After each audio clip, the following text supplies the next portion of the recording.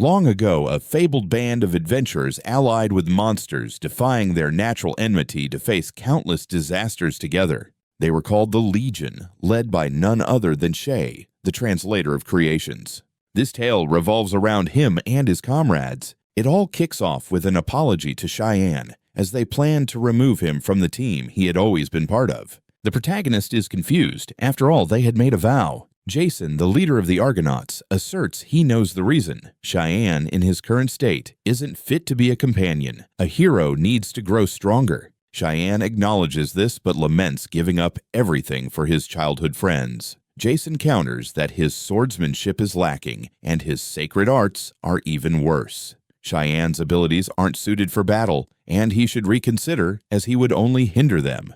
Media insists he take responsibility moving forward, stating clearly that with his current strength, he's merely a liability. The previous day's quest saw Cheyenne barely managing to strike the trolls. He concedes this is true, yet he played his part as bait, allowing the others to act afterward. But this isn't just about the trolls. It applies to all their past battles. Sheehan realizes that none of his skills can deliver a decisive blow. It's not that Imig dislikes training. It's just that Sheehan can never match Jason's swordplay. He can't wield spells like the Archmage Medea, nor can he heal like Azu. If only his gift could grow to that level, media states they will work towards becoming a ranked team. As a hero, Jason believes Cheyenne must understand that with the translator of creations as his gift, he can't remain with them. The protagonist realizes and agrees. It seems the decision was made for him before their discussion. You suspect Azu was already aware. He stutters in agreement, and Medea suggests it was likely a consensus. BDF expresses gratitude to Cheyenne for his service thus far and the protagonist. Jason warns him not to overexert himself, while Medea promises to look after him. She agrees, being Jason's personal aide, but he shouts that he doesn't want to hear anything from Cheyenne. He calls him a loser and orders him to vanish, demanding he leave behind his belongings and gold. Shine responds that he knows and will drop everything at the guild later. In this realm, adventures exist, with tasks spanning various fields. Adventures are ranked, starting from apprentice, then beginner, novice, elite hero, and ultimately, legend. To reach Class S or achieve something monumental like saving the world, only a legend can accomplish it. Standard adventurers wouldn't stand a chance, so they typically aim to become heroes, a rank Cheyenne once aspired to. The Argonauts team, from which Cheyenne was just expelled, had rumors of being the B-ranked team closest to achieving a higher rank. Along with his childhood friends, Jason and Peleus, they journeyed across the country. Their first encounter involved battling goblins, which was quite a challenge. Cheyenne covered for Jason, who quickly lost his temper. They soon met Medea and rapidly advanced their careers. However, their progress recently seemed to stall, primarily due to the gift she possessed. The gift is a sudden ability that can awaken in individuals. Those who awaken it often live for that power. Perhaps his life would have been different had he not chosen the path of an adventurer. It might have been better if his gift suited combat. Yet Cheyenne still yearned to stand by his friends. Still, this was the outcome of his efforts. At the Adventurers Guild, laughter erupted as they recognized Cheyenne from the former Argonauts. They chuckled, noting that Cheyenne had finally expelled his tree. The idea of a translator in an elite team was absurd. They believed they had pinpointed what made him pitiful. No doubt about it, but a woman intervenes, asking everyone to cease their bickering. This was Angelina, the guild receptionist, who welcomed Cheyenne back, having heard he was returning for a private conversation. The protagonist handed over the funds and items that belonged to the Argonauts, and she assured him everything would be kept safe. Angelina remarked that forcing him to return those items was utterly ridiculous. This should have been reported sooner. Shine hated to admit it, but his party members were correct. In terms of battle skills, he was more suited for a lower-ranked team. Angelina clarified that this wasn't accurate. From what she knew, whether solo or not, Cheyenne should at least be considered rank C. If he wished, she could even introduce him to another rank B team like the Argonauts, which Cheyenne thought he might appreciate. But for now, he preferred to start solo again as she withdrew her hands, apologizing for her hasty judgment. He needed time to contemplate his true abilities, but Angelina's words inspired him. She replied that in that case, a quest might be waiting for him. Numerous emergency reports had surfaced near the dungeon. She asked if Shan could assist in eliminating them as usual. Just bringing back their ears would suffice for coin. He could also help by inspecting the dungeon using a special method. She intended to compensate him separately for that. Moreover, Angelina insisted she would repeat it as often as necessary. She understood how drained he must have felt due to the team and the guild. Despite the current hardships, happiness could certainly wait. Thus, she advised him to take it easy. Those were the words of a seasoned inspector. She nervously asked if they could go out to eat sometime, realizing what he had just blurted out. She was taken aback, responding that she had two conditions. The first was that he returned safely. The second was that he'd take her somewhere nice. Shai and Lef felt quite pleased, setting off to find a route to the dungeon with the horses at the platform. Cheyenne possessed the gift of translation, allowing him to communicate with living beings, even hearing the voices of animals like the horses. They remarked on how cheerful the protagonist seemed and inquired if something had happened, to which Cheyenne agreed. Setting that aside, they simply wanted to munch on carrots and grass, teasing him in the process. Any creature, excluding humans and including monsters, could be understood by Cheyenne. If only he could make this gift comparable to Jason's swordsmanship in battle. Perhaps then he wouldn't have been forgotten and left behind. Shine entered the carriage, seeking permission, and noticed that inside sat a girl who also appeared to be a solo adventurer. The men around her asked if she was alone, suggesting she could join them since they could share. Naturally, they were inviting her for the night as well, now quite excited since the sword-wielding girl looked appealing. She laughed and apologized, stating she had no intention of teaming up with anyone weaker than herself. Even goblins knew better when it came to conversing. The men were enraged and stood up. Before Cheyenne could intervene, she effortlessly knocked the man down as if he were nothing. She aimed her sword at him, questioning if he felt nauseous yet. A bit more, and he'd never exhale that foul breath again. The man stuttered, claiming he was just joking. Cheyenne Waksh was taken aback. Her speed surpassed even Jason's. Noticing she was being observed, she mentioned he'd received praise from other adventurers, but she felt it was more like a warning. He said he'd remember that, even if he didn't grasp her meaning, while the protagonist remained silent during their journey. Shine chose to set aside his concerns for now. He needed to make this worthwhile. Shine entered the cave, introducing himself and sensing something within. After a long time, he asked how the day was going. A slime named Lime responded, and Shine mentioned he was in the midst of a solo skill assessment. Lime inquired if that meant he would be like this from now on, to which he replied not indefinitely. Lime expressed a desire to join him if possible, since the others wouldn't be accompanying that annoying blonde and the bothersome girl in the robe. She wanted to embark on an adventure with him. Cheyenne felt a bit touched, but it seemed Lime was more interested in rescuing a damsel and indulging her fantasies. Ultimately, Line joined the group to move forward, asking where they should head. He mentioned a significant number of distress signals because orcs had been appearing unexpectedly, and he intended to investigate. Cheyenne asked if she had any information, and Lime replied that, as far as she recalled, the orcs had recently changed their leadership. Rumors suggested the new chief harbored a grudge against humans, prompting even those who usually stayed hidden to venture into the dungeon. Thus, Cheyenne needed to exercise caution. He realized the orcs' activities must have shifted recently. If that were true, Cheyenne had to stay alert to continue his investigation. He felt relieved, knowing he could at least be careful. 3 goblins were ahead. Manageable, but it likely meant more trouble was on the way. Xiong declared he would attack, and Lime prepared as well. She despised them for always attacking her the moment they spotted her. The protagonist struck with his sword, dispatching them swiftly. Lime remarked it wasn't bad at all. It seemed his skills had improved once more. I laughed, suggesting it might have been easier before, but now they had to rely on one another to tackle the issues they discussed before proceeding. As they ventured further, Cheyenne noticed a group of men gathered and asked what was happening. They laughed at Cheyenne's calm demeanor. Those were the same men from the previous carriage, still chuckling at the protagonist's rank B behavior. Shine stated he didn't recall engaging with any of them, but it appeared the guy who had fought him in the bar was also present. The men told the protagonist to be quiet, claiming the leader of Shin's team had been mocking them all along, and now that he was alone, he should pay for his words. That was the kind of impression Jason left behind, but Cheyenne didn't expect to hear his name again so soon after being expelled from the group.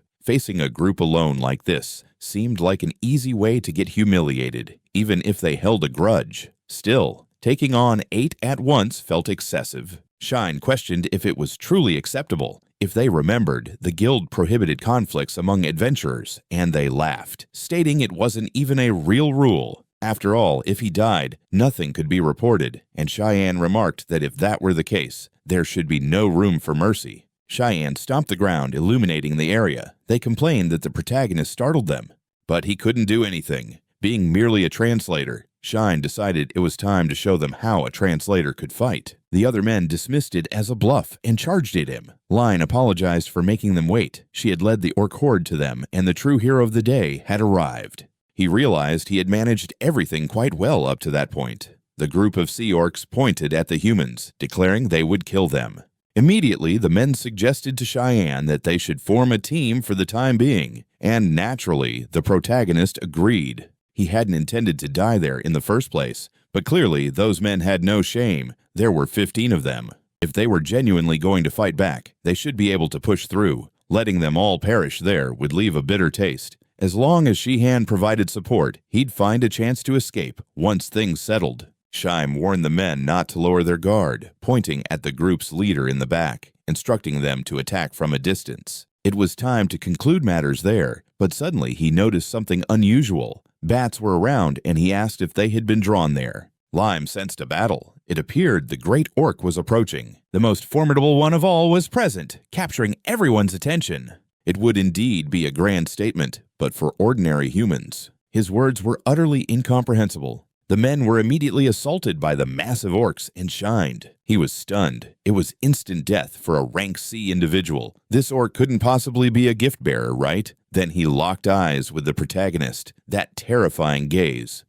From Shen's movements, he could tell he was the strongest there, and charged at him without hesitation. Sheehan defended himself with his sword, and the orc was astonished that he had blocked the attack. Not bad at all, really. He ended up kicking Lime off his foot because she clung to. He even managed to tame his slime. He had clearly caught the orc's attention. Damn, I'm surprised this could even be possible. This orc was even stronger than Jason after all. But suddenly, the same swordswoman from before appeared, catching Cheyenne off guard with her arrival. She remarked that just as she suspected, he was able to hear the prophecy correctly. She asked Cheyenne if his savior was truly doing well. The protagonist expressed gratitude for her assistance, but was puzzled by her reference to him as a savior. A stunning scene unfolded before Cheyenne. Her hair blazed like fire as she came into view.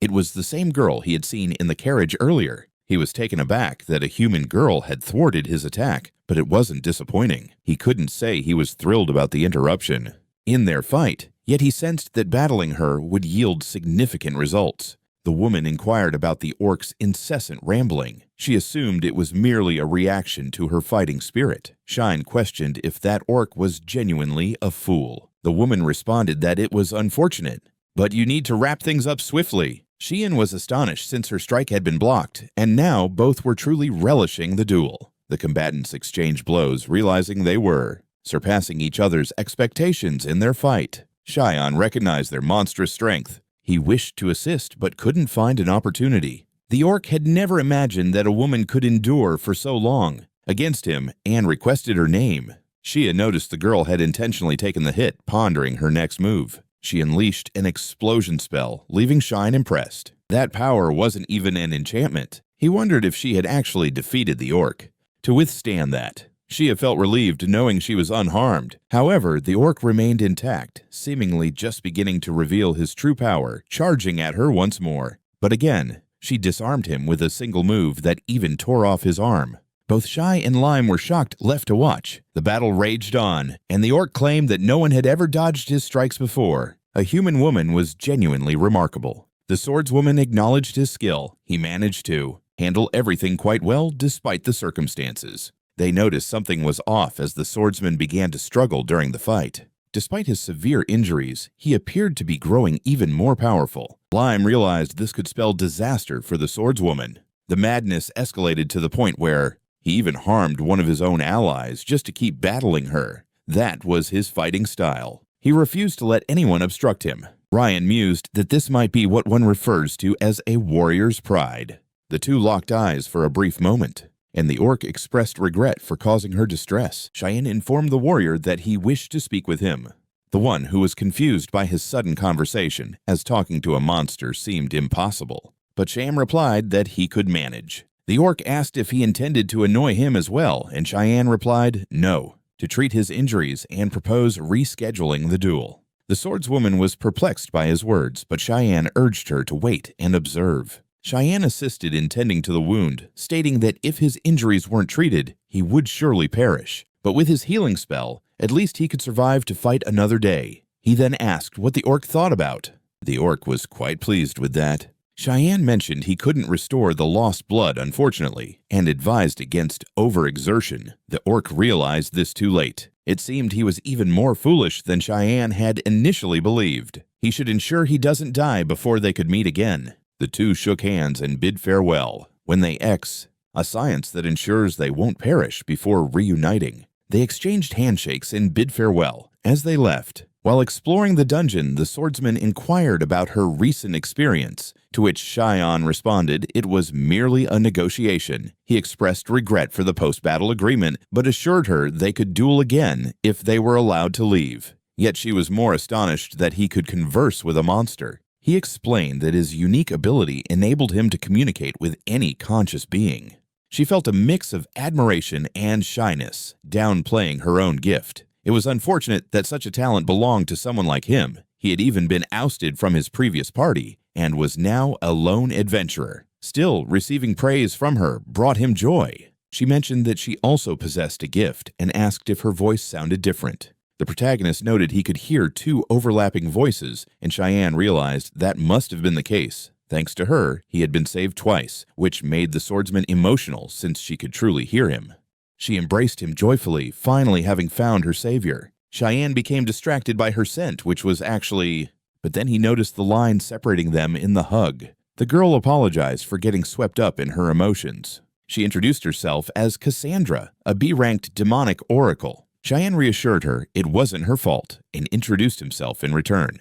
Cassandra was a cool name, and Cheyenne complimented her for it. The girls then proposed they team up since they were both quite capable. Cham was taken aback to learn that the protagonist had returned to the guild headquarters. Angelina noticed the shift in leadership among the orcs had revitalized the entire group, and she thanked him for revealing that the orc had a gift as well. With Shiana's intel, they could potentially launch new operations to tackle challenges together. A pressure operation was on the horizon, and a guild announcement was imminent, making it beneficial for the protagonist to join. Things were about to get intense. Cheyenne pondered the whereabouts of those who had been left behind. He asked Angelina if she had any news about the others. She regrettably replied that she hadn't heard anything from them. Being average ranked, they likely couldn't afford to be reckless, so she wondered if something had happened. If anything had occurred, they would have crossed paths with Cheyenne, who replied that they had just happened to meet in the dungeon. Angelina said if that was the case, there wasn't much point in worrying. Still, she teasingly inquired about the girl he had brought back from the dungeon. Perhaps he was flirting with other girls down there. He should know better than anyone that seeking love in a dungeon was unwise, and Cheyenne quickly apologized, clarifying it wasn't like that at all. She merely assisted him in danger. Then he shifted the topic, asking if there was any intel on Cassandra. According to Jill's reports, she was quite renowned in that area. Cassandra was a solo B-ranked adventurer with striking blood-red hair, wielding a katana. Even when she faced high-level dungeons with a team, Cassandra always returned alone. Angelina remarked on her undeniable skill, suggesting it might not be wise to team up with her. Additionally, there were dark rumors surrounding her, but they often said where there were footsteps, monsters followed. It was a common saying implying that rumors often contained a kernel of truth, and he thanked Angelina for sharing more about her. The protagonist believed Cassandra had her reasons, but she didn't seem like a bad person. Shatton needed to verify things himself. Even if he was mistaken, he wanted to admit he had misjudged her character. Then Angelina shifted the conversation. She returned to the earlier topic about scheduling a date, noting that work was less hectic now, making it easier for them to go out. Cheyenne asked if she genuinely wanted to go out, just the two of them, and she agreed. After all, Cheyenne had always been there to help her. It seemed he was handling things so well that he had been sold off. Now they could celebrate. Cheyenne felt genuinely happy and was ready to pick her up. He couldn't believe that youth was finally catching up to him. He had never met a girl willing to go on a date with him before. As far as he recalled, Asu was the only one. During his time with the Argonauts, the girls had only had eyes for Jason. But Angelina was genuinely kind to everyone. Cheyenne began to wonder if she was merely being professional, and he pondered that for a while. As the protagonist returned to Cassandra, he apologized for taking so long. She replied that it was no bother. She had been exploring the guilds in the new cities and gave him an idea of what the place was like. Then she asked Cheyenne why he was smiling and if something good had occurred. He tried to compose himself to act normally and stop smiling. Cheyenne then recommended the local herbs and pork seasoning, and Cassandra agreed. It sounded delightful. Shatine felt her mood was unusually good and asked what her favorite food was. She replied it had been a while since she dined with someone, and she was a bit excited, though she wasn't sure if it was strange. Ryan decided to cover the meal himself, hoping it would help Cassandra feel at ease. After dinner, they could discuss their teams elsewhere, so they first decided to review their guild cards. She appeared hesitant, but didn't explain why. It might have been better to clarify things differently so Cheyenne could grasp the issue. There was nothing but an incredibly rare skill. Cheyenne couldn't even decipher the description of that gift. They were abilities never seen before, and it seemed she had mixed blood. Cassandra had two things she wanted to explain to Shin. The first was about her hair, which indicated she wasn't pure blood. This was due to demon blood coursing through her veins. Shin asked if it was the same demons he had heard so much about.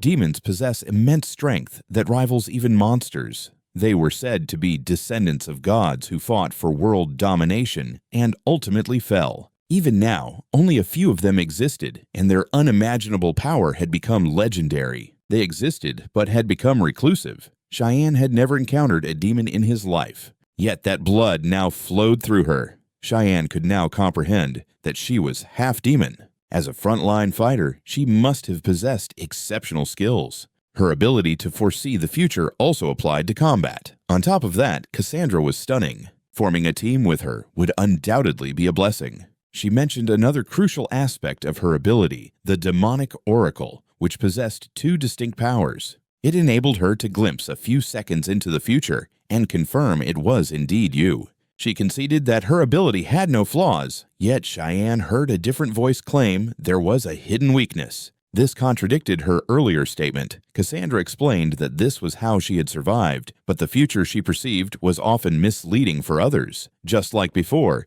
if she attempted to warn someone of impending doom, they would only hear positive things, ignoring her caution.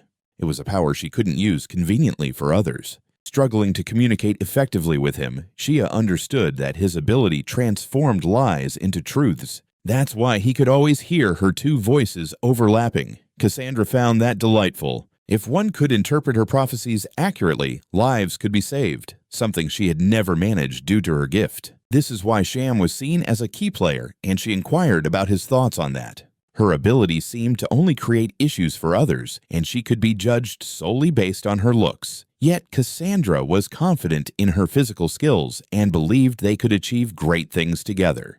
She stated she would do anything to collaborate with Cheyenne, provided he accepted her terms. She could even offer incentives. However, Cheyenne regarded her with seriousness. He proposed they could form a team, but only under one condition. Cassandra agreed to whatever it was, but if it was too troublesome, she would have dyed her hair. Trying to grasp why he liked her fiery hair color, he couldn't help but express his enchantment when she rescued him. She was taken aback that he or anyone appreciated her hair. It felt odd since it wasn't a typical color for most. It was evidence of her mixed blood, but shyly he remarked it was beautiful, reminding her he was the type to team up with slimes too. The protagonist wasn't bothered by her demon heritage. Thanks to his ability, he understood even monsters could be heroes. What mattered to Cheyenne was the person's true nature. Yet Cassandra felt that was even worse. She was certain they must have heard her other name. Shia knew it was related to that so-called calamity. Cheyenne agreed, but he also recognized that despite her gift leading to misunderstandings, she still attempted to warn him of threats. She fought an orc with a gift to protect him. And even now, she unveiled her truth to ensure he could trust her. That's why she felt he couldn't trust her. But beyond that, she was undoubtedly a good person, When Cassandra realized she could voice her prophecies thanks to her ability, she was thrilled to save lives rather than clear her name. To him, she resembled a character from epic tales. Cassandra blushed at such compliments, but thanked him nonetheless, asking what condition he planned to impose. He responded that she could save him from being her savior, but that wasn't his desire. If they were to be a team, they needed to be equals. He didn't mind sharing rewards, and they could discuss quests before deciding. Cheyenne wanted to build a relationship where they could support each other, not just rely on individual trust. Zaidi preferred not to be her savior, but rather her combat partner. Cassandra asked if that was all he desired, and Shaimi replied that it was the only thing that truly mattered. Being the weakest among them, he would end up handling the simpler tasks, and Cassandra offered to assist him in training. After all, they were partners now, but her training would be quite rigorous, so he should prepare himself. Even if he ended up in tears and pleading, she had no intention of abandoning him. And so, time passed until the following day. Angelina beamed upon learning they were forming a team, though she sensed something odd in that cheerful demeanor. But she dismissed it, understanding he was an adventurer. And she was merely a guild receptionist, nothing more. She supposedly couldn't see it any other way. Cheyenne felt that was accurate since he had been warned, but rumors were just that. Still, Cassandra couldn't fathom why she looked at him as if he were worthless. Angelina remarked that Cassandra was a solo B rank, while the womanizer, or rather Cheyenne, was C rank, so she intended to offer him a certification test.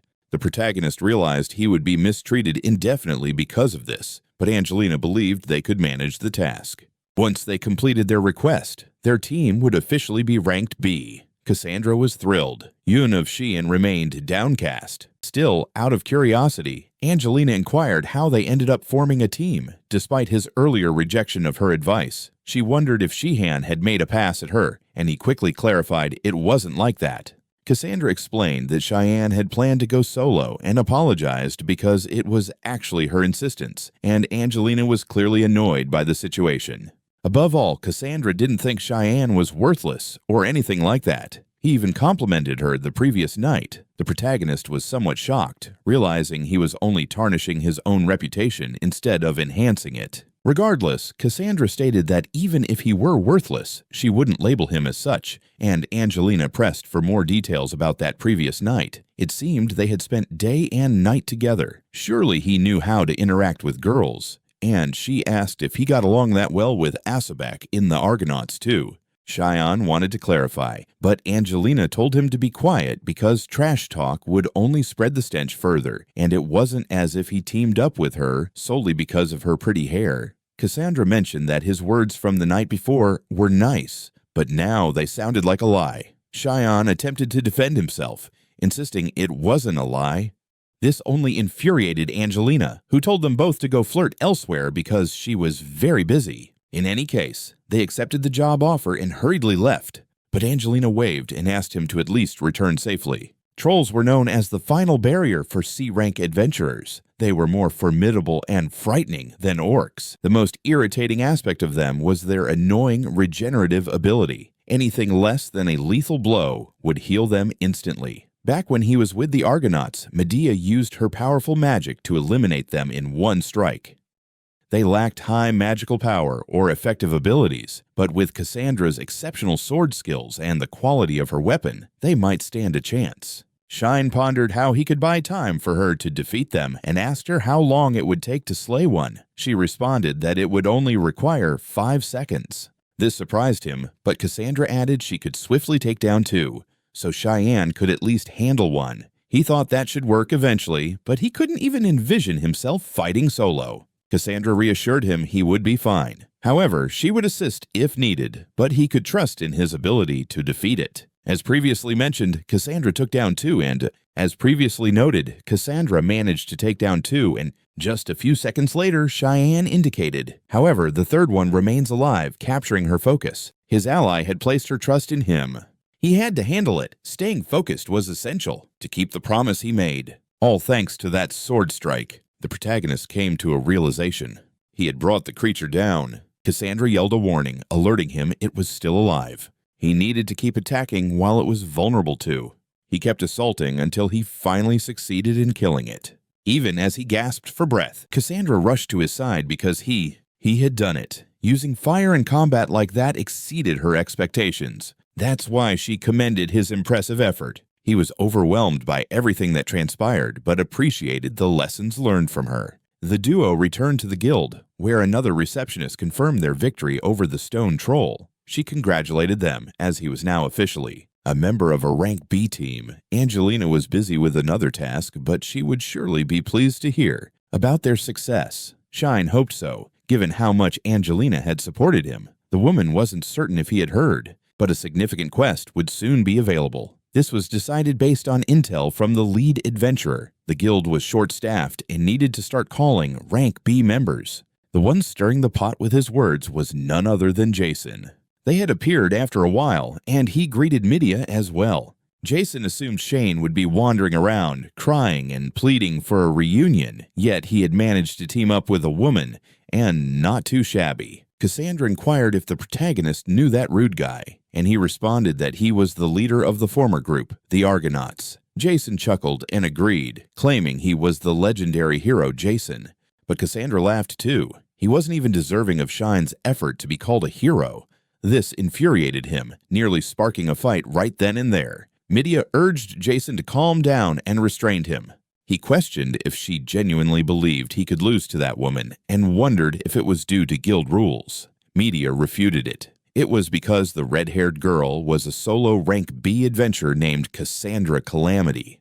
Jason grumbled that she was an assassin, and Cassandra was taken aback by his words, trying to clarify that it wasn't like that at all. Cheyenne confronted his former companion, demanding an apology for his comment. Shine didn't mind being called an idiot constantly, but he couldn't tolerate insults directed at his companion. Jason retorted that it was merely what everyone referred to her as, and wanted him to say it was incorrect when that was her reputation.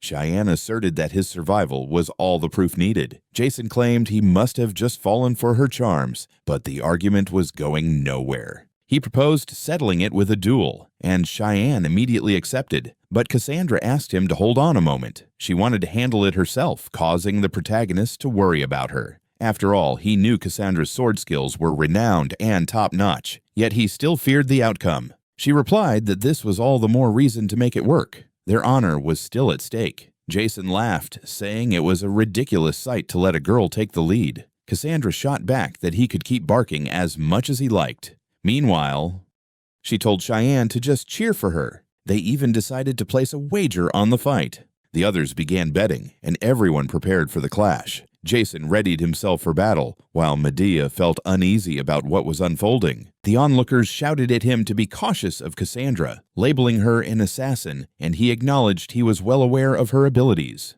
Being a gentleman, he would allow her to make the first move, and naturally, Cassandra agreed. She intended to exploit that fully. A direct strike aimed at Jason, which resulted in a massive explosion, propelling him across the area. Everyone watching was stunned, and Medea hurried over to see if he was all right. Around them, people stood in shock at what they had just seen. She truly was remarkable. They labeled her a thief because her title suited her perfectly. Angelina rushed in, asking what that flying object was, and the receptionist ran into her embrace, wanting to know what had transpired. Shine chose to explain, and now Angelina could comprehend, but there was still something she needed to discuss. She requested him to accompany her. They went to a private room to converse. Angelina mentioned that recently, some adventurers had entered the same dungeon they had visited. Just a short while ago, they returned alive. Upon their arrival, one of them merely stated that the orcs were responsible for everything, but he ended up losing consciousness and was now in the infirmary. After compiling all the reports to gather more intel, they now understood the situation well.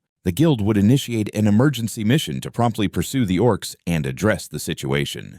To kick off their mission, they had to finalize their investigations first. Angelina wanted to gather more information from the two about the cave incident. Shane was ready to share everything. Emergency missions were just one of the many tasks adventurers faced. Unlike other requests that could be taken voluntarily, emergencies were assigned by the guild, selecting specific adventurers for the job. They had no choice but to accept unless they had a valid excuse.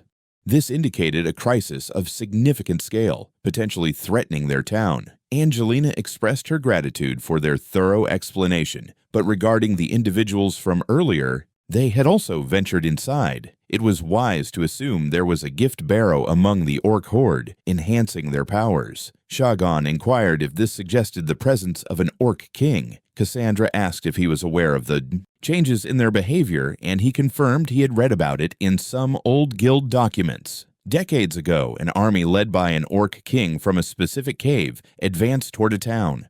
Despite their numbers, they surrounded the area with overwhelming force. Guilt was present then, with several A-rank adventurers who entered for the subjugation without much trouble. However, it resulted in the loss of 2 cities and countless lives. That was the tale that spread. Cassandra realized that even A-rank individuals struggled against his true seriousness. Angelina didn't view the Orc King as too dire, but it was certainly a major threat, so they needed to act swiftly before its influence grew. Cheyenne suggested that if that was the case, they should work together. Cassandra agreed. It was a perfect first job for them now that they had been promoted to rank B. Angelina expressed her gratitude. That was precisely what she had hoped to convey. Now they could concentrate on the details before the announcement they had just received. And just a few days passed since that discussion. Back at the guild, a crowd had gathered, and whispers filled the air about Ahal Cassandra being the one who defeated Jay. The protagonist leaned in to tell her she had been attracting quite a bit of attention lately, to which she replied that it was actually the 2 of them. Angelina welcomed them with a smile. They had received a request from the guild for an emergency mission and asked what their plans were. Cheyenne and Cassandra eagerly responded that they would definitely participate. It felt like their second home, and they could never turn down such a request. Besides, if they were going to take down a monster with a gift, they needed to earn a special reward. That's why Cassandra was thrilled. Around them, people speculated why the 2 were getting involved as well. Naturally, this only attracted more attention. Jason soon burst in, all excitement, declaring he would join too. Jason and the Golden Brigade, led by the Argonauts, would be part of the team. They could show Cassandra how things were done this time. Adventurers often collaborated like that. His team now included the C-rank Beast Hunter Theseus and Adeline, also C-rank. Cassandra chuckled, noting her sore loser was making quite a fuss, but she couldn't even ask Cheyenne to translate a dog's barking for her. Jason got irritated, vowing to make her regret it later, and suggested they finally hold a strategy meeting. They needed to address the gift bearer and the conference room. Several individuals gathered, including the magical swords Pollux and Castor, both C-rank. The 2 rushed to greet Cheyenne. He had heard they were promoted to rank C and congratulated them. Pollux expressed gratitude, and they even received permission to name their own team through the guild. Shine praised them for their growth and hard work. Castor began to complain about moral lectures, but Pollux quickly silenced him with a swift strike. She smiled and asked Cheyenne to recount the time he faced the gift holder in the dungeon. Cassandra grew concerned, questioning if Castor was truly okay, and Cheyenne reassured her that he had been watching them since they were beginners, so he was accustomed to their antics. However, it seemed outsiders might still be shocked, and he explained how the gift holder was beyond his capabilities. His presence was distinctly different from the others. If one encountered him, fleeing was the best option. Never engage. Castor began calling Shine a weakling, and Pollux silenced him with just a glance. Cassandra laughed. It was a peculiar dynamic, yet in the end it appeared the 2 complemented each other well. The upbeat and energetic Pollux alongside the cautious, foul-mouthed Castor, they balanced each other out. Cassandra Ewan felt a twinge of envy. Cheyenne remarked that some things couldn't be replicated, but they could forge strong bonds as companions in their own unique way, and she agreed they should proceed with the group meeting.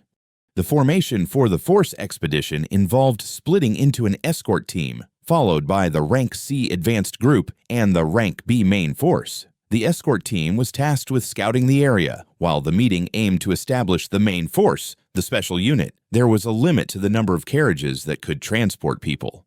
They were of the rank meant to be part of the main force. However, Cheyenne was slightly concerned about Lime. He would consult them to see if they could proceed with the team and gather more information about the situation inside the dungeon. Cassandra and Cheyenne were eager to take them down, so they all boarded the carriages and wagons heading into battle. Cassandra noted how close the twins and Cheyenne seemed, and he agreed. In fact, it all began when he was training some newcomers. She was surprised he could accomplish so much beyond his usual adventures. Sometimes Cheyenne communicated with animals and even other monsters, but the guild's and city's trust always came first. Once, while conversing with a goblin, he was attacked by adventurers who mistook him for a monster, causing him to panic. Yet it was that incident that earned Cheyenne the trust of many. The following day, the blacksmith even gifted him a mithril sword, which easily conducted magical power. Cassandra was impressed and shyly remarked that it wasn't even originally part of his own strength. If not for his senior who got him involved in training, he had no idea how things would have changed from that point onward. She asked if that person was also an adventurer, and he confirmed yes, but not anymore.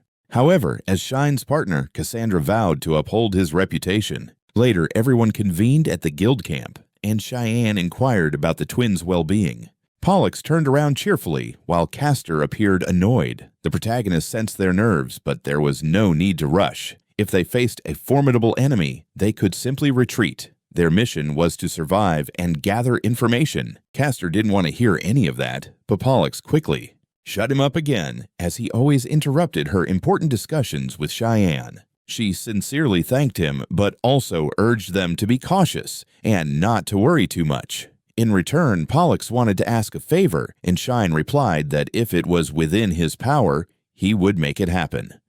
Castor grew anxious, but she ignored him and walked away, saying she'd discuss it once everything was over. Cassandra wondered if those kids would truly be okay after all this. Shane assured her they both had gifts, and he could vouch for their skills. Their teamwork was quite unique in both ability and personality, and ordinary C-rank adventurers wouldn't easily surpass them. But if she was curious, she could just ask the two directly. Now they could proceed with their own roles. In the dungeon, Shine asked Line if anything had changed, and he nervously replied that everything had changed. Many humans were arriving. The orcs were digging holes everywhere. He was worried when they entered his territory, and his prices became complicated. Cheyenne mentioned the guild was advancing with this subjugation. Even slimes would be eliminated along the way. But there was no need to worry, as Cheyenne would ensure a lime remained well hidden. Though he questioned if the orcs could truly dig, he never imagined they possessed such intelligence or habits. But more importantly, Lime wanted to convey something significant too, but got distracted by Cassandra. Actually, Pollux thought she was quite fortunate. Her village had been destroyed by goblins, leaving her no choice but to become an adventurer. Both she and her brother were endowed with gifts and abilities, allowing them to survive without issue. However, she had lost the purpose of her life, and it was Cheyenne who continually provided her with hope.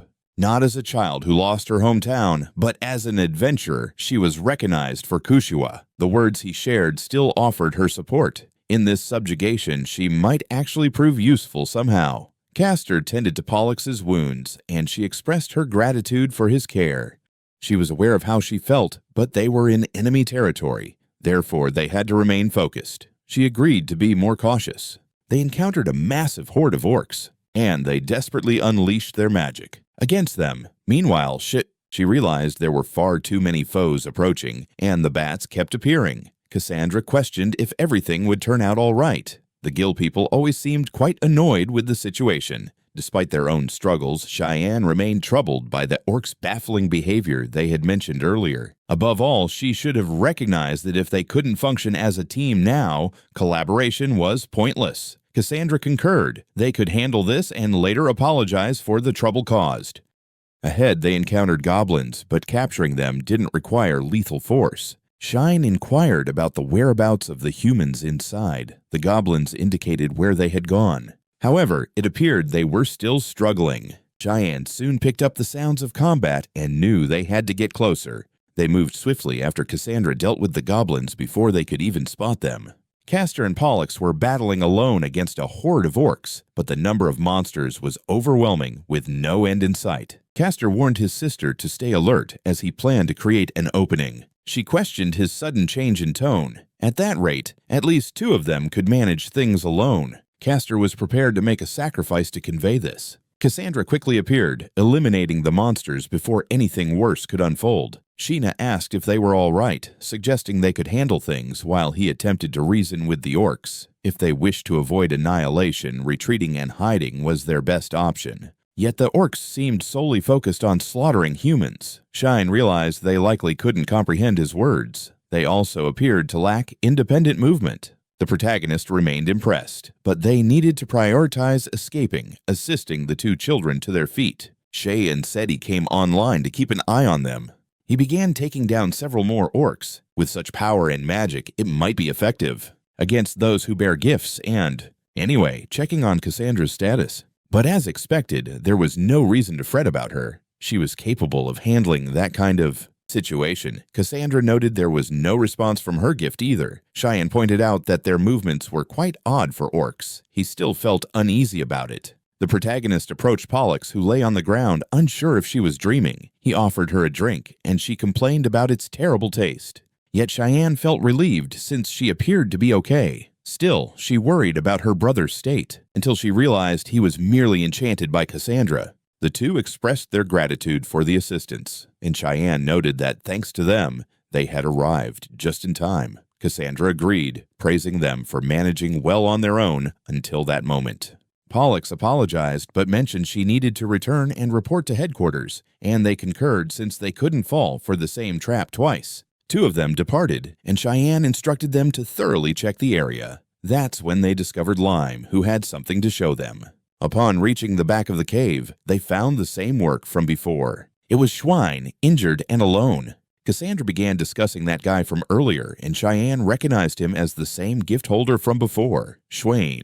Lime asked if he could heal Schwein's wounds since he couldn't manage everything alone. Shen was puzzled as to why they would assist instead of attacking and finishing off the orcs, so Lime clarified that Schwein had been assaulted by the other group of orcs who were actually part of it. He was like Lime, and Shine decided he would take care of treating the guy's injuries, but that only made Cassandra more He warned that if they were attacked, she should be prepared to confront them, but Cassandra found it odd to act that way toward an enemy. Cheyenne noted that Lime had mentioned this injured one was harmed by his own kind, so he would treat him as wreck. He might just be feeling sympathy for someone in a similar predicament. It was an old tale. However, if they could gather more intel about their foes, it would be better than simply letting him perish. Cassandra sighed, realizing she couldn't prevent it, and besides, she thought Schwein might have something significant to share. Cheyenne thanked her for her understanding, and Cassandra remarked that if anyone else had suggested that, she would have deemed it madness. But since he was her partner, she trusted his judgment. The protagonist felt a bit anxious hearing something so embarrassing, but in any case, they could begin immediately. Unit focus on treating those wounds, and Lime was impressed as the healing magic worked swiftly. Cheyenne clarified that it wasn't his own healing magic since he couldn't do anything like that. Cassandra had never witnessed anything like it either. It appeared to be part of Schwein's own gift and Suni. Cup, recognizing the two standing before him, Lime explained that they weren't bad humans. Schwein couldn't comprehend what was being said, but he recalled being assisted by him in the past. He expressed his gratitude to the slime for that. Schwan rose, feeling his body and acknowledging that Cheyenne had saved him once more. The protagonist hadn't anticipated encountering him again like this. Julian was impressed, recalling the woman he had fought last time. However, he had no intention of fighting without repaying his debt and vowed to settle what he owed. After that, he wished to battle on equal terms. Cheyenne was somewhat taken aback that Schwein genuinely wanted to fight Cassandra so fervently. She inquired about the issue, and the protagonist explained that Schwein wanted to continue their previous fight, but he wasn't really in the mood for that now. She understood, but more importantly, they should focus on gathering information, and Shine suggested he could try. He sat down and sought to understand why he had been attacked by his own kind earlier. Schwan started detailing everything that transpired. He claimed the orc leader discovered his betrayal, killing his allies and allowing humans to flee. Schwein's opposition to invading the surface made him a threat to all. Sean expressed regret, taking the blame for his severe injuries. Yet Schwein smiled. It was his choice, and he had no regrets. He could withstand the might of his kin, but they kept coming relentlessly. This only made him stronger. Cheyenne was taken aback. Schwein showed no signs of attachment to his people.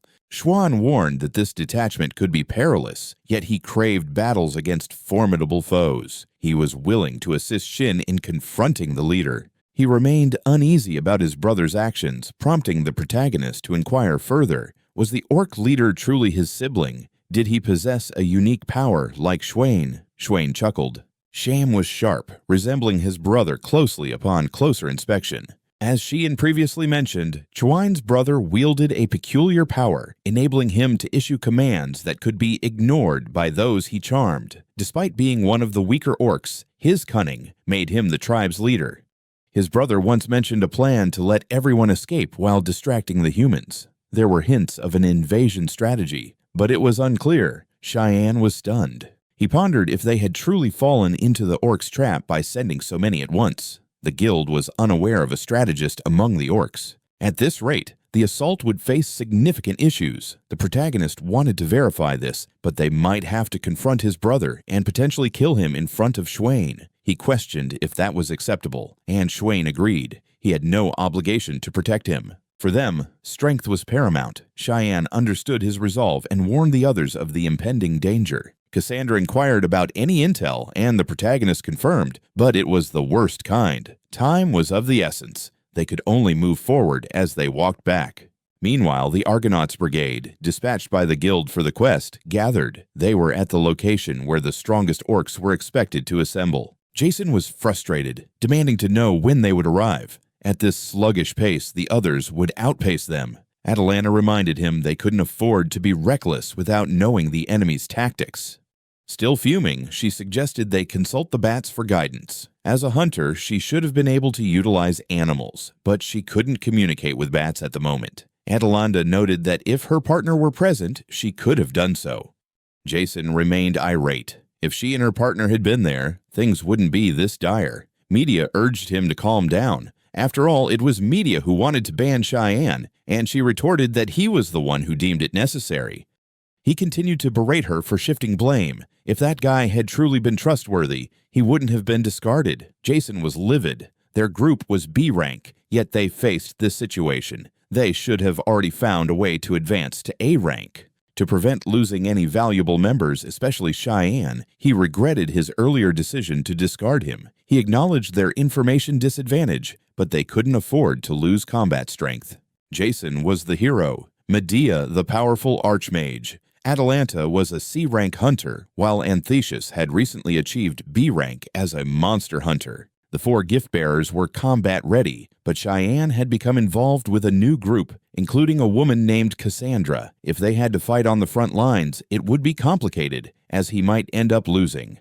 Then Jason inquired about the battle's status, and the other adventurers were relieved to see they had finally arrived. The others struggled to seize the base. Some squads had infiltrated, but the orcs remained overwhelmingly strong. A massive orc was demolishing everything in his path. A hero must endure trials and tribulations. Jason thought he was late, but fate seemed to favor him. He would take down the giant alone. People could celebrate the emergence of this fighting group's new potential in their battle brigade. Jason shouted for everyone to pay attention. He commanded them to leave the battlefield to his group. Meanwhile, Cassandra learned from Cheyenne that the chief was actually Schwain's brother, a clever individual. Despite being one of the weakest orcs, his intelligence was notable. Cheyenne asked Schwain about his brother. He described his brother as physically weak and poorly treated in their tribe. One day, while Schwein was hunting, his brother was taken to join another group. He didn't know what transpired, but those who captured him began obeying his commands. Since then, his brother had been hunting and living with the others. Shayna speculated if he might have awakened his gift that day, and Schwain agreed it was quite possible. His power allowed him to issue commands that couldn't be ignored. His calm demeanor transformed into aggression, and for some reason, more companions began to follow him. He grew increasingly arrogant and domineering. Before long, he was even controlling the former chief. He did as he pleased with the tribe and expressed a desire to conquer the surface one day. Schwein, aware that the outside world was better than what those who never left their village believed, opposed this. He now understood why their relationship had soured, leading to his banishment. Schwein asked him not to look at him that way, but Schwein couldn't help it. They had found him again. Yet Schwein smiled, eager to confront the chief with all his strength. It wasn't all bad for him. However, Cassandra urged them to pause. They believed the most powerful orc was leading them.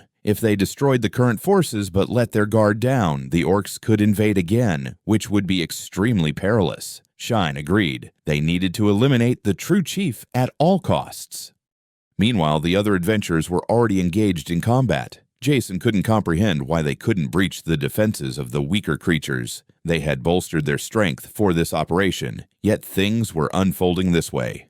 Miniabro was anxious, but Jason was well aware. He yelled at Thesis not to stand in front of his magic. He was trying, but navigating a battlefield was incredibly challenging.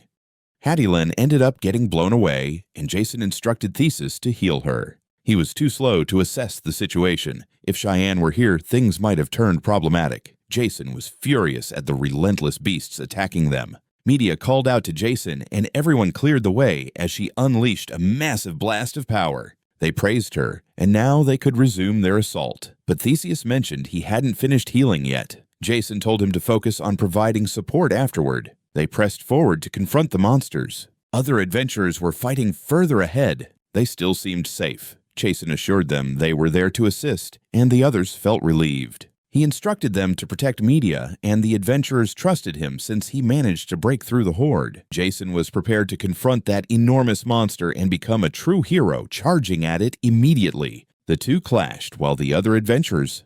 The hero charges forward without hesitation. The two clashed fiercely as the other adventurer. People were astonished that Jason could fend off the giant by himself. The media announced an imminent attack, urging everyone to prepare for the oncoming threat.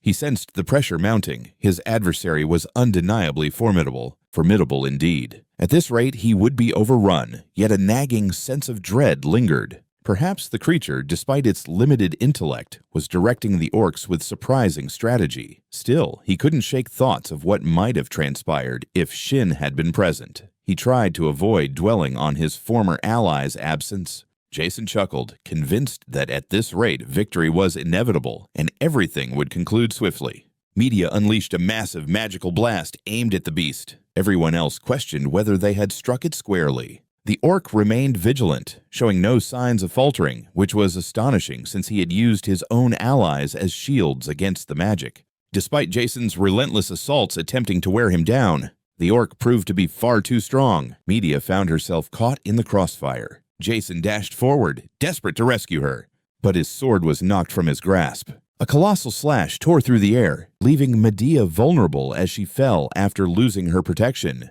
He collapsed to his knees, bewildered by how everything had spiraled out of control. He was meant to be a champion chosen by the gods.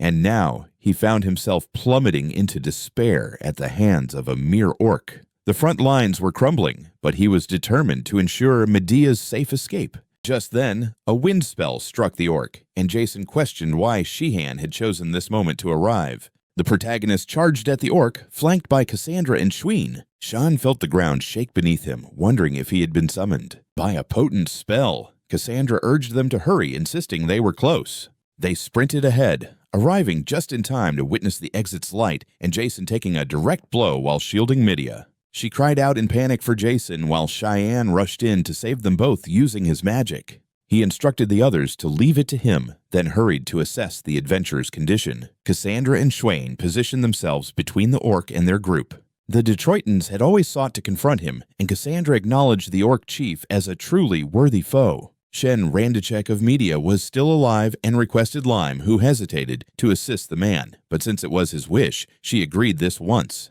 The Orc King proclaimed that all humans must perish, clearing his path to eliminate the rest. The man continued to echo and shy, hearing it constantly as he borrowed Media's staff to fight. His magic began to be absorbed by the massive staff before unleashing a powerful wave of attacks against the advancing horde of orcs. Cassandra was impressed by his formidable magic and cast her own fire spell. While she managed that, Cheyenne urged Medea to retreat immediately, promising to carry Jason out. Outside, Cheyenne sensed his magical energy was unstable from the earlier attack, but he needed to heal Jason urgently. Adeline approached, shocked to find Cheyenne there. He felt relieved that the others had arrived in time, but Jason's condition was undeniably grave. The protagonist explained that he had been using Wyme's skill to control the bleeding, but had now exhausted his magical energy. He asked if he could help with healing, and Cheyenne stood up to inquire about their situation outside. They informed him that their rear was secure. with Cassandra and Swain managing the front, but they were uncertain if they needed additional support. That's why they needed to locate the demon's great commander. The others were puzzled, believing the large orc was already the leader. But now they realized that a gift holder was orchestrating everything from the shadows. It was hard to believe at first, leaving the adventurers in shock. Shine explained that he had directly used his translation gift on the orc. They had fought earlier to uncover this, uncertain whether to trust the protagonist, but Swain's ongoing battle served as proof. So Shane advised them against attacking him. Gorg continued to fight, and Swain acknowledged that his opponent was indeed the strongest among them. Still, it wasn't sufficient, and Cassandra attempted to provide assistance. But once more, her attacks were evaded. While the two clashed, another orc observed, questioning what was wrong with that human because the situation was. He then commanded an assault on Cassandra and ordered the capture of Swain as well. Next, he commanded an assault on Cassandra and instructed them to seize Swain too. It was then that Sheehan discovered the actual leader of the orc group. Cheyenne summoned Atalanta, who readied her aim at the orc's stronghold, commanding the others in taking charge. Thus, the orc fell after the shot rang out. Adelina quickly clarified that it wasn't quite like that. She had missed her target. Shine, however, insisted the orc must have sustained some injury, so he urged the other adventurers to focus on the real commander. As they charged forward, the commander shouted for his allies to defend. Despite his efforts, they soon overpowered the gift holder. With that, all the orcs froze, bewildered by the sudden turn of events. This moment allowed Swain and Cassandra to overcome him. Cassandra confirmed they might have taken down the strongest, or the Gemin Lord, seeking revenge for their fallen comrades. Meanwhile, Cassandra approached Cheyenne, who was checking on her. The true leader was still fleeing after losing his staff, and he couldn't believe it. He should have secured victory by neutralizing the mage who spotted him, yet here he was. Ignoring the great orc chief, he dashed toward the leader, likely possessing powers akin to his own. In the chaos, he managed to switch places with another orc and escape before anyone noticed. Once back at his base, he could regroup and prove that humans could be defeated under his command. Then there was that unforgivable traitor, his own brother. How dare he defy him by using his powers to manipulate others? If Akshoyin would stand by him, was this truly the revenge for his banishment? To think Swain would ally with the very enemy that defeated him, allowing them to act freely despite his past kindness. Despite his long journey, Cassandra and Cheyenne were already waiting on the other side, just as he had anticipated. Cassandra was taken aback since he had indeed fled earlier, while Cheyenne remarked it was merely a gamble. It was a risky move, but it worked out, even if by chance. Yet the orc leaders still couldn't grasp their presence. That guy was the one who shot at him, and Shine couldn't believe a goblin with such intelligence could be so troublesome. And there was the girl battling the former chief, yet he was puzzled because he understood Shine's words. It was clear he was plotting something, but his luck was about to run dry. The protagonist kept insisting it was over for the orc. He had no pawns left to shield him, and he wouldn't let him flee. But the orc had other plans. He would unleash all the fear he could muster. Humans were weak because their emotions could be exploited. That's why he pleaded for their assistance in seeking revenge. Claiming he didn't act out of desire, he bowed, stating he had no choice. Shai recognized the orc was likely similar to him. Desperate to survive, he would do whatever it took to move forward. To live and endure, he asked if the orc could genuinely promise to never act in such a manner again. The orcs inwardly grinned, always aware that humans were foolish, and assured him they would comply. Shine decided to share something significant. His ability also enabled him to perceive true intentions. This revelation shocked the monster. Instantly, the orc stood up in fury, realizing Cheyenne was toying with him. The protagonist struck him down with a decisive blow. Cassandra commended him, saying he did exceptionally well, and inquired if this was indeed the chief. Cheyenne confirmed, mentioning he had even prepared a decoy for escape. If left unchecked, he wouldn't pose much of a threat, but he was smarter than they initially thought. Cassandra asked if Shen wasn't going to say something like if circumstances were different, he could have ended up like him. After all, Sheehan had also awakened a gift, struggling to survive with a weak power just like him. Cheyenne replied it wasn't the case, sighing deeply, clearly stating that Guy had merely used his men as pawns. Nothing more. Embarrassment washes over her as she turns away, caught off guard by his sudden words. That was unnecessary. Eddie compliments her again, saying she looks stunning. She looks great in her outfit today, making Cassandra blush again as he repeats his praise. Still, she expresses her gratitude for the compliment. At that moment, a group of adventurers approaches her, eager to hear about her battle with the orc leader. They mention her impressive victory over the Black Orc, even recruiting him into her ranks. Cheyenne realizes these adventurers are from the vanguard, admiring her prowess. Everyone is astonished, not just by her skills, but her looks too. Cheyenne waves, choosing to let her enjoy the moment, despite her nerves. On his way, he spots Angelina chatting with someone and waves, wanting to update her on the earlier operation. She agrees, apologizing to the adventurer before heading over to Cheyenne, thanking him for rescuing her from an annoying conversation. He shrugs it off, claiming it was just because she's beautiful, but Angelina rolls her eyes, knowing he probably says that to everyone, including Cassandra and Pollux. She laughs, teasing him for joking, but acknowledges Cheyenne's impressive performance this time. He thanks her, a bit shy. He insists it was all due to Angelina and the guild's backing. Curious about Jason, he learns his initial treatment went well, and he declined further help. Thus, Jason opted out of the victory celebration, which relieved Shin's side a bit. Angelina mentions that Cheyenne was named MVP of the battle for his significant contributions. He still doubts his importance, believing they wouldn't have defeated the orc without Cassandra and the others. Cassandra truly shone in the fight, but Angelina counters that without Schwain's guidance, things could have gone south. Chan's discovery of the true leader was a remarkable feat, rallying monsters to aid in the subjugation, something only an S-rank adventurer would typically manage. Shen feels the praise is excessive. He wasn't the true leader. Lyman Schwimmer handled everything with her own strength, and Angelina insists she's not exaggerating. She's always found him impressive, recognizing his dedication to becoming stronger, which led him to uncover the true orc leader.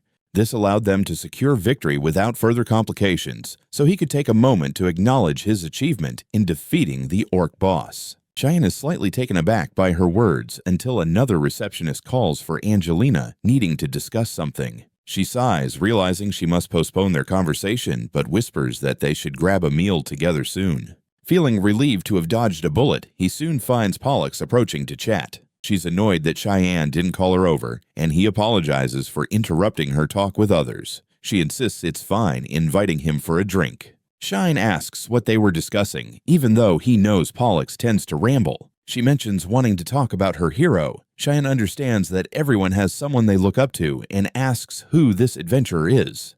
Pollux keeps it a secret, but thanks him for his help in the cave, recalling how she thought it was the end for her, feeling lucky he was there. She gets emotional, hugging him and apologizing. She admits she might be a bit tipsy right now. Pollux has something important to tell Cheyenne and asks him to listen. Just then, Castor interrupts, calling for his sister. He's also drunk, questioning her actions and suggesting she lean on him instead of someone else. In response, she knocks him down. Annoyed he interrupted such a crucial moment, Castor groans on the ground, complaining about the pain. Cheyenne asks what Pollux meant, but she decides it's better to explain later. Cassandra appears, irritated that Cheyenne left her behind to chase after other women, calling him brave for doing so. He's confused by her sudden anger, insisting he wasn't flirting with anyone else. She plans to correct his behavior with a little tough love. But that's when Shin wakes up the next day, opening his eyes. He wonders how he ever thought he could win with a partner like that. He ends up unconscious shortly after. With the orc dealt with, the guild resumes normal operations, and Cheyenne decides to take on a mission, even if he doesn't expect to use his skills. They're allowed back into the cave, ready to fulfill their promise to explore the dungeons. The moment has finally arrived. He'll rely on Cassandra's help inside, as she's familiar with Schwain's abilities. There's no chance of losing now, and they apologize for keeping him waiting, but at least they check on his injuries. He replies he's tired of waiting and almost considered going after them. If it were his end, he'd accept it, but they could at least focus on finishing the fight quickly. Lime asks Cheyenne if this battle holds any significance. Not wanting anyone to get hurt, Cheyenne replies they made a promise. Cheyenne fulfilled his part, and now they need to do the same. For Schwain, facing strong opponents is the best reward. It's unfortunate Cassandra ended up in this position, but she reassures him she's excited and has been looking for such a fight. Cassandra utilized two abilities, Future Sight and Flaming Sword, alongside Schwain's physical fortification and his Berserker gift. It's impossible to predict who holds the upper hand. They both feel shy, wondering who will make the first move. They launch into action simultaneously, leaving Lion dizzy from their rapid movements. Cassandra initiates the attack, opting for aggressive maneuvers, but if she keeps this up, things will inevitably shift. The shrine's burst circle is about to activate. Cheyenne pondered what Cassandra might do next. Schwein chuckled. She was impressive. If she belonged to his tribe, he might consider marrying her. Cassandra apologized, struggling to grasp his words, yet it was evident she was having a blast. Eventually, Schwein sent the sword flying. You clearly had no plans to keep fighting the same way, but Cassandra had foreseen that as well. They kept trading blows until Schwein finally collapsed after a decisive strike. Cassandra didn't deliver a lethal blow, she merely knocked him out.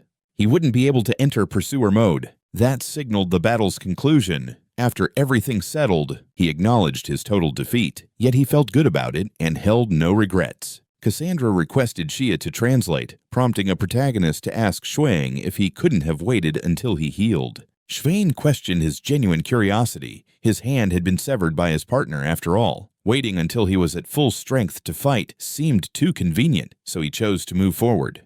Anyway, Shuyan suggested they could end his life now if they were satisfied. If freed, he would attack any humans who wandered in, and they clearly didn't want that. Lime had a request, and so did Cassandra. Xia understood exactly what both desired. So, he proposed to Schwein that if he promised not to harm humans, perhaps things could improve. But Schwein countered that was impossible. As he had stated before, his sole reason for existence was to battle formidable foes. He had no desire to live if it meant giving that up, realizing that even if he wasn't abandoned, coexistence was not an option. Xian pointed out Schwein's wish to confront strong opponents, but they didn't have to be humans. He replied affirmatively, but only humans appeared there, leaving him little choice. Xian noted that would hold true as long as he remained inside that. He then invited Schwein to join them. Schwein was taken aback as Cheyenne explained they were adventurers seeking the highest rank. They traveled to various locations to fulfill other requests, encountering many powerful foes who surpassed Cassandra. Cheyenne questioned if it was truly acceptable since he belonged to a different race. Cheyenne replied that if that was an issue, they already had lines. Numerous adventurers witnessed him battling the former chief. No one in their guild had such an impression. Shuang understood this and inquired if they could genuinely take him outside. China agreed, extending his hand, so they could explore the outside world together. On another occasion, Cheyenne went to meet Angelina, who was surprised to see the protagonist arrive early. Chiden froze, thinking she should still be working, but she explained that her coworker had covered her shift that day. Angelina laughed, noting his surprise, but it was actually because casual clothes suited her. He had previously thought she resembled a noble lady. Angelina felt nervous, as it was unusual for him to see her out of her work attire. Cheyenne remarked on how she always seemed busy, recalling how he also appeared occupied while striving for a promotion. The protagonist confirmed it was true he was there that day, but it was all thanks to Angelina and that other person. That other person brought back fond memories. They had always been together in the past. She considered visiting another store, and Shine agreed. They finally decided to stroll together. In fact, if it weren't for that other person, everything would be quite different. It all began back when there were just 3 adventurers. It was the Rank E group consisting of Jason, Cheyenne, and another girl. Jason, as usual, was showing off even after completing a simple quest. The girl complained about Jason's loudness and rudeness toward the staff. Cheyenne urged them both to settle down. Then he asked Angelina if they could deliver the items they had gathered. She agreed, as she could reward them for their efforts. After the adventure group departed, another girl remarked that those 3 were gift bearers, which would eventually become quite troublesome. The girl was Jessica, and Angelina was surprised to see her there, asking if she needed something so suddenly. Jessica laughed, noting Angelina's usual cold demeanor despite her concern for her dedicated co-worker. She even offered to give her a nice massage, though it seemed to have ulterior motives, causing Angelina to flinch. She offered a drink as an apology, a new product gaining popularity for relieving fatigue. Angelina was quite taken aback, as it resembled some kind of tea with a unique aroma, but she promised to give it a try. In truth, she was worried it was the hero, and the girl who was the goddess of medicine. She understood why those 2 aspired to be adventurers. But there was also the boy with the translation ability. He had received a gift that wasn't particularly suited for adventuring. Angelina couldn't grasp why that boy chose to team up with the other two. Jessica suggested she could ask him directly instead of just speculating. That was when Shin appeared, catching her off guard. Angelina inquired what she could do for him, and the boy presented some items for her too. Both were astonished, especially Jessica, as all those appeared to be rare items seldom collected during quests. She asked how he managed to acquire such a quantity. Cheyenne stammered, clarifying he hadn't stolen any of. As a guild member, she should be aware of his gift. The animals he befriended informed him about it. Jessica understood, as it was indeed a handy skill, but Cheyenne found it quite troublesome. After all, he had to negotiate with them every single time he sold these items and focused on adventure. Training. Jessica remarked on how he completed his first request and obtained rare materials. It was indeed a promising start. Sean was surprised and asked if he could truly join the adventure training. Jessica mentioned she noticed it during his first quest. To begin alongside his two companions, he needed more strength, so Cheyenne simply wanted to acquire more knowledge. But he couldn't fight like Jason, nor provide powerful support like Asu. That was why he needed to put in the effort. Noticing his resolve, Jessica admits she doesn't mind serious types and inquires if he can converse with monsters too. If they can communicate, then yes, that's a possibility. This is how Jessica found herself agreeing with Angelina about his troublesome nature. While it was useful for gathering intel, the complications of an adventurer chatting with a monster could be significant. Angelina feared confusion would ensue, and Jessica concurred, noting Cheyenne might be mistaken for a disguised monster. I might suspect he's not truly talented, but rather a fraud who could be ambushed. Shia anxiously asks what he should do in such situations, and Jessica motions for him to keep listening. Your task now is straightforward. Create a positive impression and gain people's trust. Also, gather as many allies as you can. Angelina mentions there's no urgent mission at the moment, leaving them to ponder their next steps. Actually, Angelina recalls something, and Jessica states that adventurers, the guild, and this city are all things they can teach Shine about. This is because Jessica, being a rank C adventurer, could assist her in building a reputation through his actions. Sheehan grew excited, urging them to let him take part, and soon the days flew by. On days when the Argonaut Brigade had no assignments, he shadowed Jessica. She was diligent, imparting knowledge to Cheyenne, and perhaps due to her status as a solo adventurer, she had numerous contacts. A year passed, and their ranks improved. Cheyenne's reputation soared, and Jason celebrated their ascent to rank. It took longer than Jason anticipated, but with his strength and sword, they could swiftly reach their goal. Then he urged Shen to stop being weak and to start training seriously. The protagonist agreed, but without the connections he forged, he wouldn't have even acquired that sword. At least his efforts bore fruit. As you pointed out, Cheyenne was indeed growing, which brought a smile to his face. This meant more work and additional challenges, yet he admired Cheyenne's resolve. Jason grumbled upon hearing that one of Angelina's team members had perished, prompting Cheyenne to ask him to stop with the harsh comments. He should know that from rank D onward, quests in Kreia. And that's why incidents like this occur. Jason still didn't want to hear that from Cheyenne, so he simply walked away, needing to focus on his own tasks. At some point, Shy and Felky dozed off. Jessica had encouraged him to drink, and he realized his head was drooping. Nearby, Jessica apologized to Angelina for the incident, while Cheyenne wondered what they were discussing. Angelina remarked that they were enthusiastic, ranking the adventurers, and believed they could achieve even more.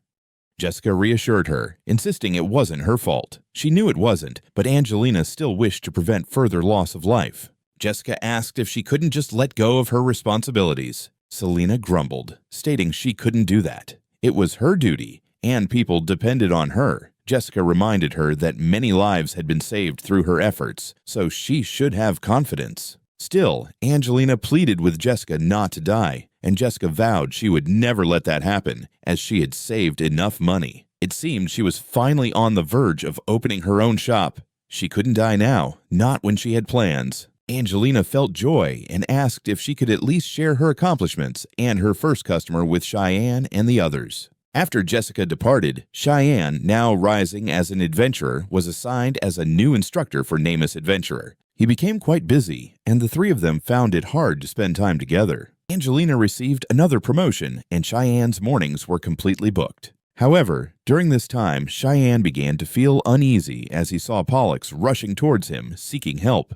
This was because Jessica had sustained serious injuries. The guild was in disarray, and Cheyenne dashed toward it. Even Angelina and her companion were taken aback upon witnessing Jessica's severely injured state. When he arrived, relief washed over him at the sight of Angelina. He had heard from someone that she was there. She insisted she was fine and that he could go home, but it was clear she was rattled by the events. Cheyenne responded that he couldn't just abandon someone in this condition and wanted to at least hear her out, but she told him to be quiet.